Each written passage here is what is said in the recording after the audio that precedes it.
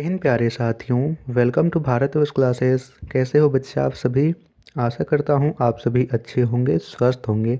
तो प्यारे बच्चों, आज हम लोग कक्षा 5 JCERT रोचक गणित पाठ पुस्तक में पाठ 5 भिन्न के प्रश्नों को हल करने वाले हैं।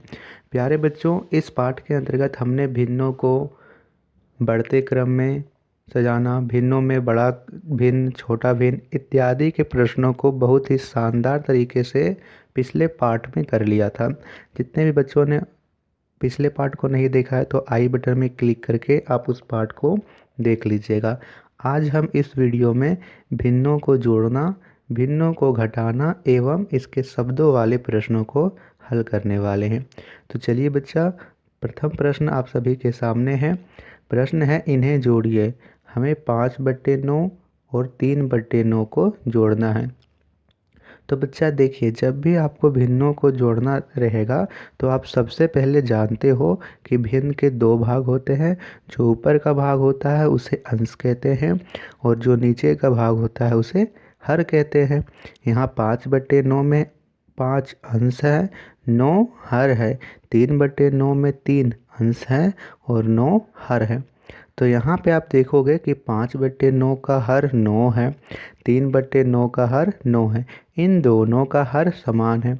जब भी आपको भिन्नों को जोड़ने दिया जाए और भिन्नों का हर समान रहे तो आपको इस हर को एक बार नीचे लिख लेना है।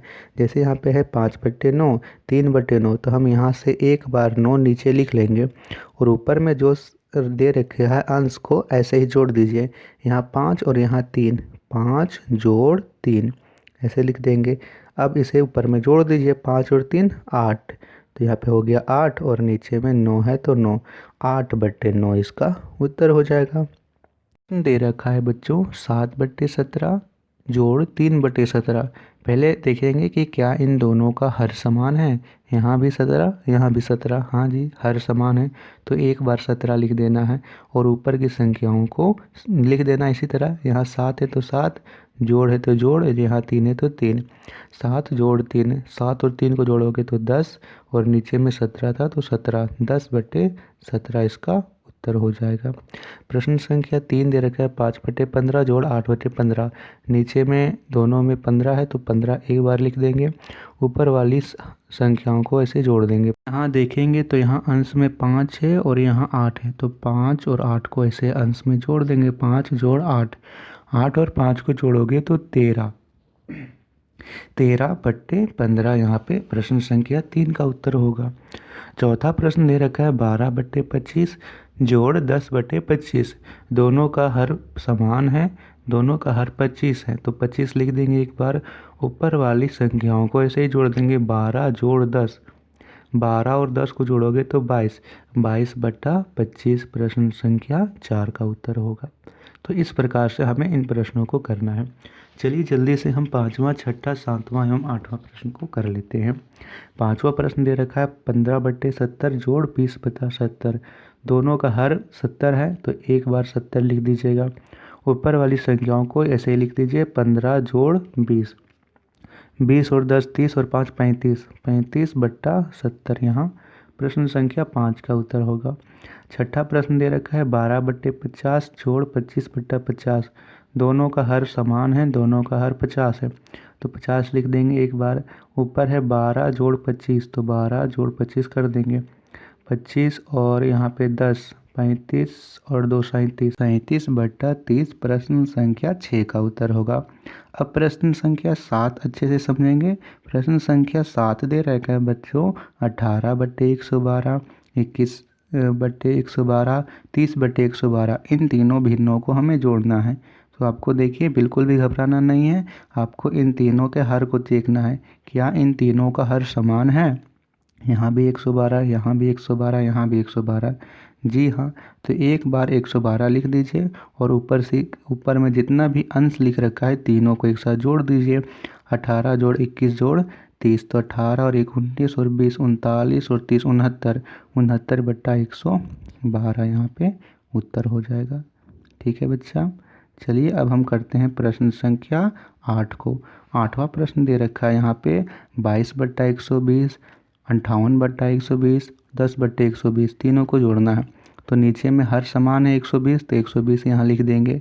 अब ऊपर की संख्याओं को जोड़िए, 22 जोड़ 58 जोड़ 10, तो 22 और यहाँ 8 30 और 50 80 10 90, 90 बट्टा 120 यहाँ पे प्रश्न संख्या 8वां का उत्तर हो जाएगा। क्लियर है। चलिए अब हम करते हैं भिन्न के घटाव वाले प्रश्नों को। प्रश्न दे रखा है बच्चों अभ्यास के प्रश्न, जिसमें आप देख सकते हो कि 7 बट्टा 8 घटाव 1 बट्टे 8। अब हमें भिन्नों को घटाना है। कैसे करेंगे?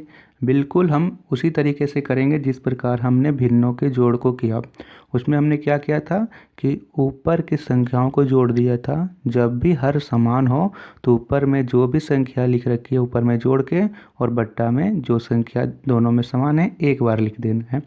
यहाँ पे आप देखिए 7 बट्टा 8 1 बट्टे 8, इन दोनों का हर समान है तो हर पहले तो लिख लीजिए, 8 है दोनों का तो 8 लिखिए। ऊपर में 7 है तो 7, और यहाँ पे माइनस है तो -1, तो 7 - 1 हो गया। 7 में से 1 घटाइए, उसमें क्या कर रहे थे, बीच में जोड़ था तो जोड़ रहे थे, इसमें घटाव का चिन्ह तो घटाएंगे। 7 में से 1 माइनस करेंगे तो 6, 6 और नीचे में 8 है तो 8, 6 बट्टा 8 इसका उत्तर हो जाएगा। इसी प्रकार चलिए प्रश्न संख्या 2 को करते हैं। 15 बट्टे 17 माइनस 12 बट्टे 17, दोनों का हर समान है, दोनों का हर 17 है तो एक बार 17 लिख देंगे। ऊपर में 15 माइनस 12 कर देंगे, 15 में से 12 घटाओगे तो आएगा 3, 3 बट्टे 17 इसका उत्तर हो जाएगा। तीसरा प्रश्न है 9 बट्टे 13 माइनस 8 बट्टे 13, दोनों का हर समान है, दोनों का हर 13 है, एक बार 13 लिख देंगे। ऊपर वाली संख्याओं को लिखिए, 9 है तो 9, घटाव है तो घटाओ, 8 है तो 8, 9 घटाओ 8, 9 में से 8 घटाओगे तो आएगा 1, यानी 1 और नीचे 13 तो 1 बट्टे 13 इसका उत्तर हो जाएगा। प्रश्न संख्या 4 देख रखा है 3 बट्टे 23 माइनस 2 बट्टे 23, दोनों का हर 23 है तो एक बार 23 लिख देंगे। ऊपर 3 और यहाँ घटाओ 2, 3 घटा 2 हो जाएगा, 3 में से 2 घटाइएगा तो आएगा 1, 1 बट्टे 23 इसका उत्तर होगा। प्रश्न संख्या 5 दे रखा है 60 बट्टे 15 माइनस 3 बट्टे 15, दोनों का हर 15 है तो एक बार 15 लिख दोगे। ऊपर है 7 और 7 में से यहाँ 3 घटाना है तो 7 माइनस 3 होगा, 7 में से 3 घटाइएगा तो आएगा 4, 4 बट्टे 15 इसका उत्तर हो जाएगा।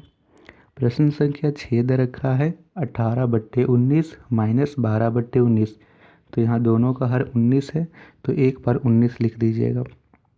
यहाँ पे है 18 और यहाँ -12, तो 18 - 12 हो जाएगा, 18 में से 12 घटाओगे तो आएगा 6, 6 बट्टा 19 इसका उत्तर होगा। तो बच्चों इस प्रकार से हमें भिन्न के घटाव वाले प्रश्नों को करना था। चलिए अब हम लोग करते हैं अगले प्रश्न को, जिसमें हम लोगों को शब्दों वाले प्रश्न करने हैं। तो बच्चों शब्दों वाले प्रश्न में यहाँ पे दे रखा है पहला प्रश्न, सलीम के पास 25 कंचे हैं, कंचों का 5वां हिस्सा एजाज के पास है, दोनों के पास कुल कितने कंचे हैं। हमें पता है कि सलीम के पास 25 कंचे हैं। यदि हमें यह पता चल जाए कि एजाज के पास कंचों की संख्या कितनी है तो हम दोनों को जोड़ लेंगे। अब हम यह कैसे ज्ञात करेंगे कि एजाज के पास कितने कंचे हैं। यहाँ दे रखा है कि कंचों का यानी 25 कंचों का 5वां हिस्सा एजाज के पास है, तो कितना होगा 25 का 5वां हिस्सा। चलिए निकाल लेते हैं। सबसे पहले शब्दों वाले प्रश्न हैं तो आपको यहाँ प्रश्न से कुछ शब्द यहाँ पे लिख देने हैं। जैसे आप लिखिएगा सलीम के पास 25 कंचे हैं, हमने यह प्रश्न से ही लिखा, सलीम के पास 25 कंचे।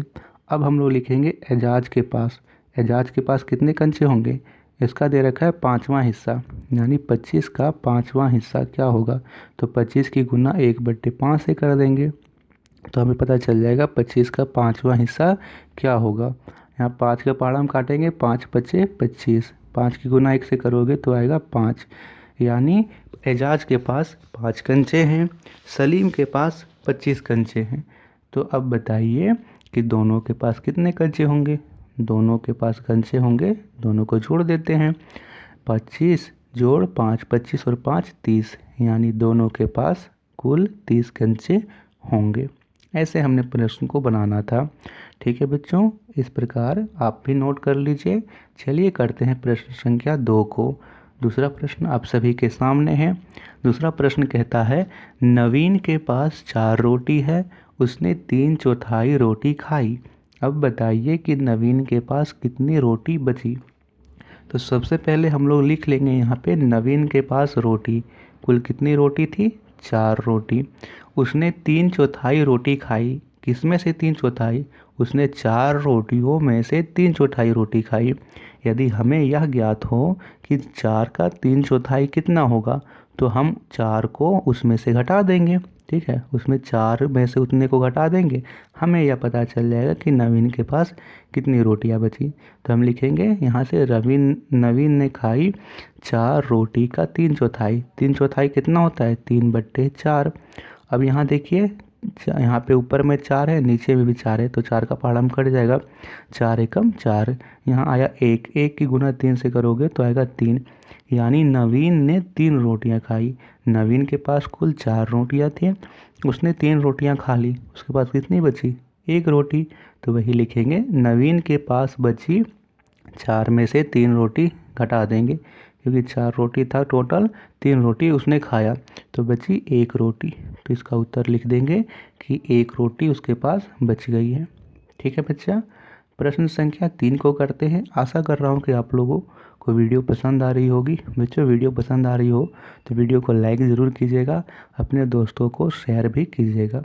प्रश्न संख्या 3 दे रखा है, रानी 20 रुपये का 1/4 कलम खरीदने में खर्च करती है, रानी के पास कितने रुपए बचे हैं।